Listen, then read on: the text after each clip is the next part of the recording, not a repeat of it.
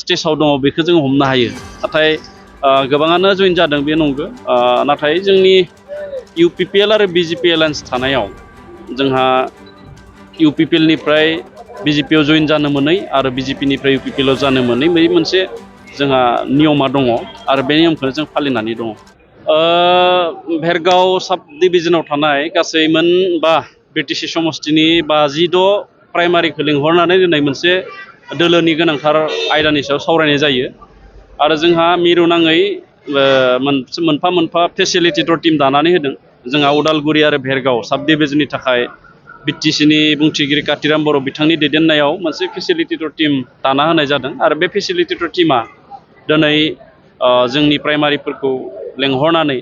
दोलोनि खामानि मावनाय आरो फैबाय थानाय समाव बोरै मावनांगौ बेफोरनि सोमोन्दै सावरायनाय जादों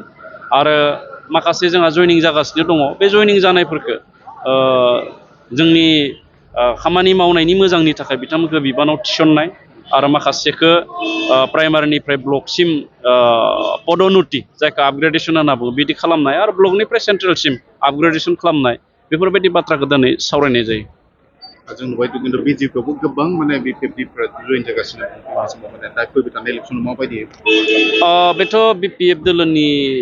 सिंनि खोथा जाहैगोन बिथांमोना गावसोरनि सोद्रोमाफोरखौ बा गावसोरनि दैदेनगिरिफोरखौ मानो हमथानो हायाखै ओरैनोथ' BTCनि बारग' गाहाय बिथां हाग्रामा महिलारिया बुंगासिनो दङ जे 25आव बिथांमोननिनो सरकार जागोन होनना नाथाय बिथांमोननि जि दोलोनि सोद्रोमा मावथि दैदेनगिरिफोरखौ नुयोब्ला बिथांमोननि दोलोआ बबे मोनसे स्टेजाव दङ बेखौ जों हमनो हायो नाथाय गोबाङानो जइन जादों बे नंगौ नाथाय जोंनि UPPL आरो BJP एलायन्स थानायाव जोंहा UPPL निफ्राय BJP आव जइन जानो मोनै आरो BJP निफ्राय UPPL आव जानो मोनै बे मोनसे जोंहा नियमा दङ आरो बे नियमखौ जों फालिनानै दङ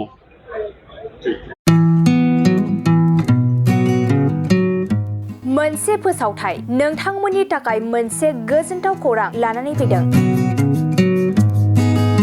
चिरां जिल्लानि सिङाव थानाय काजलगावनि सिफुं हटेलखौ गुवाहाटी नोगोरनि साखाथियाव थानाय सानसारियाव गोदानै मोनसे सिफुं हटेल ब्रान्च खुलिनाया नोंथांमोननि थाखाय गोजोनथाव खौरां लानानै फैदों नोंथाङाबो जुदि गुवाहाटीयाव थायोब्ला एबा गुवाहाटी नोगोराव दावबायहैनाय समाव बर'नि दोरोङारि ओंख्रिखौ जानो लुबैयोब्ला गुवाहाटी नोगोरनि साखाथियाव थानाय सानसारियाव गोदानै बेखेवनाय सिफुं हटेलाव थांनानै जाहैनो हागोन बे सिफुं हटेलाव नोंथाङा बाङाय बेसेनावनो बर'नि गोबां गुबुन गुबुन दोरोङारि जाग्रा ओंख्रिफोरखौ मोननो हागोन अनला दाउ सबाय दाउ अमाजों नारजि मैथा अमा ना बाथोन थारुन ना थारुन अमा आरो गोबां बायदि बायदि बर'नि ओंख्रिखौ बे बर'नि सिफुं हटेलाव मोननाय जायो